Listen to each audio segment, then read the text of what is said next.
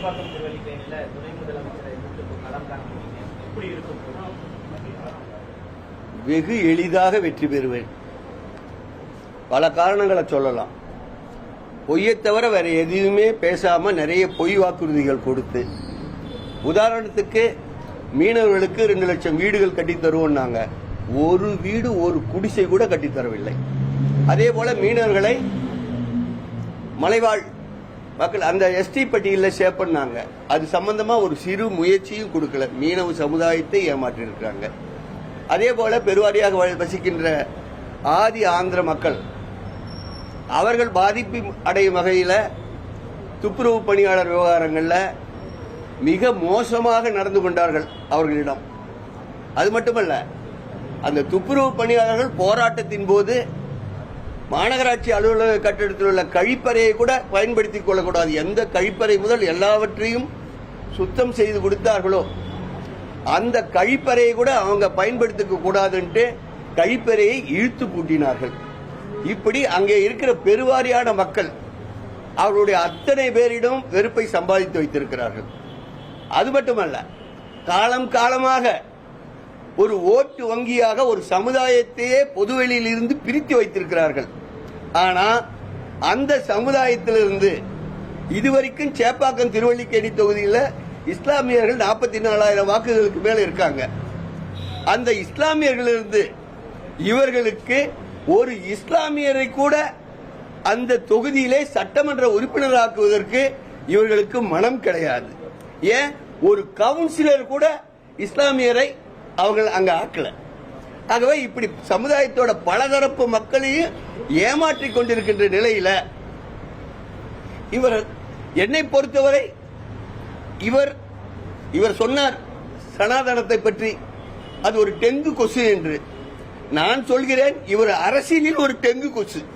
ஆகவே அந்த டெங்கு கொசுவை அரசியல் ரீதியாக முற்றிலும் இந்த தேர்தலின் மூலம் அழித்து விடுவோம். தொடர்ச்சியாக பாத்தீங்கன்னா சேப்பாக்கம் திமுக கோட்டையாகிறது. ஏன்னா அவர் தாத்தா காலத்திலும் அவருதான் கூட்டிட்டாரு. அதே போல இப்போ பேரன் கூட்டிட்டு எப்படி நீங்க எளிதாக வெல்லுவோம்? நான் தான் சொன்னேன், இப்ப ஒரு பெரிய சமுதாயத்தையே காலங்காலமாக ஒரு வாக்கு வங்கியா வச்சுக்கிட்டு அந்த சமுதாயத்தை சேர்ந்த ஒரு இஸ்லாமியரை கூட சட்டமன்ற உறுப்பினராக்குறதுக்கு இவங்களுக்கு அந்த தொகுதியில மனசு கிடையாது. அப்படி இல்லாம ஒரு கவுன்சிலர் கூட ஒரு இஸ்லாமியரை ஆக்கலன்றப்ப திமுக சார்பா அப்புறம் எப்படி இவர்கள் அந்த வாக்கு வங்கியில இப்ப ஓட்ட விழுந்து போச்சு.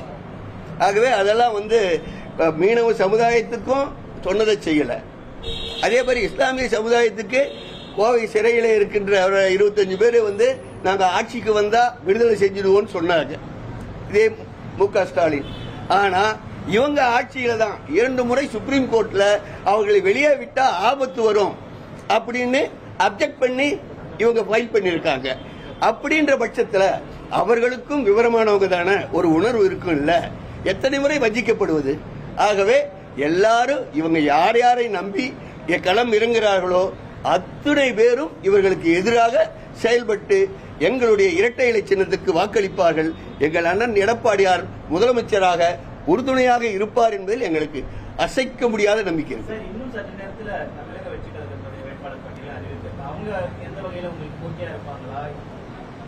விளையாட்டு பிள்ளைகள், அதை பத்தி நாங்க சொல்ல விரும்பல.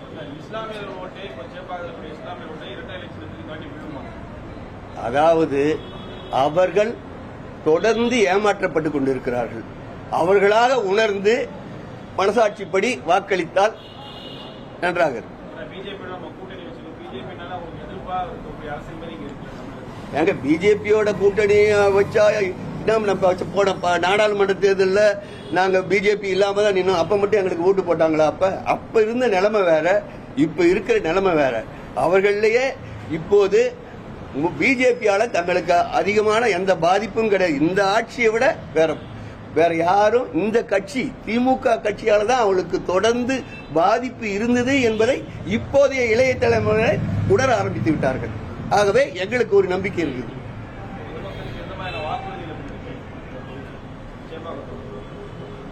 உள்ளூர் பிரச்சனைகளை தொகுத்துக் கொண்டிருக்கிறோம்.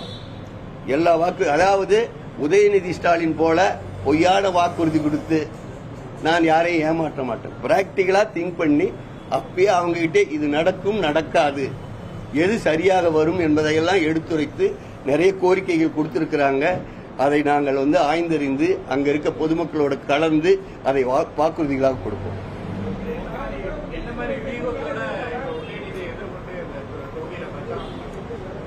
உதயநிதியே பொய்யா சொன்னாருன்னு சொல்றதே பெரிய வியூகம் தான். அது நீட் விஷயமாகட்டும், அங்க இருக்கிற தொகுதிகளில் இருக்கிற கழிப்பறைகளை சீர் செய்வேன்னு சொல்லி சொன்ன பொய்களை எங்களுக்கு ஆதாரபூர்வமா நிறைய வச்சிருக்கோம். ஆகவே விளையாட்டுத்துறை அமைச்சர் தொகுதியில திருவல்லிக்கேணி பகுதியில் இருந்த சில விளையாட்டு மைதானங்களை பொதுமக்கள் பயன்படுத்தாம கார்பரேட்டுகள் அளவு அவர்கள் ஆட்சி நடத்தி கொண்டிருக்கிறார்கள். உயர்தர குடியினர் மட்டும் அங்கே விளையாடக்கூடிய அளவு லாய்ட்ஸ் காலனியில, எம்எல்ஏ ஹாஸ்டல் கிட்ட இது மாதிரி நிறைய பண்ணிட்டு இருக்காங்க. ஆகவே அதெல்லாம் எல்லாரும் பிராக்டிகலா உணர்ந்திருக்காங்க.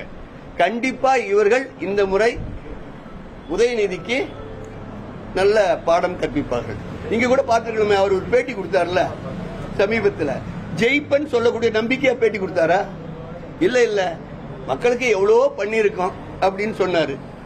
ஆகவே என்னவோ பண்ணியிருக்கோன்றதுல அவர் என்ன பண்ணாருன்றத அங்க அவர் பிரச்சாரம் செய்யும் இடங்கள்ல பொதுமக்களே எக்ஸ்போஸ் பண்ணுவாங்க.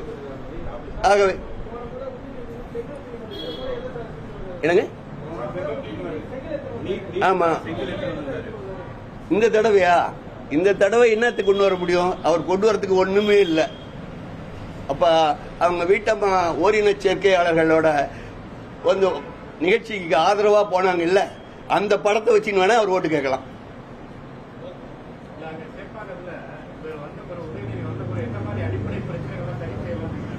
எந்த அடிப்படை பிரச்சனைகளும் தீர்க்கப்படவில்லை.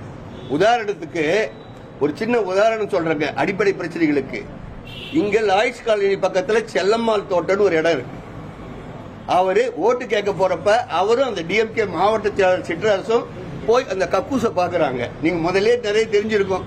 அவர் வந்த உடனே எல்லா டாய்லெட்டும் போய் சுட்டு பார்த்தாரு. அங்க செல்லம்மாள் தோட்டத்துல ஒரு டாய்லெட்டை போய் பாக்குறாரு. 5 வாக்கு கேட்க.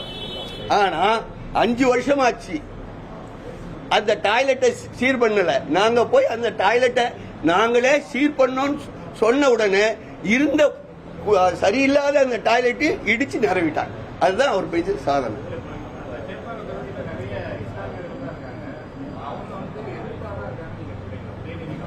கண்டிப்பாங்க, கண்டிப்பா. அதாவது அவர்களை பொறுத்தவரை அவர்கள் ஏமாற்றப்பட்டிருக்கிறார்கள் என்பதை உணர ஆரம்பித்து விட்டார்கள். ஆகவே இவங்க எதிர்பார்க்கிற அளவு அந்த சமுதாயத்திலிருந்து பெருவாரியான வாக்குகளை பெறுவதற்கு வாய்ப்பு கிடையாது.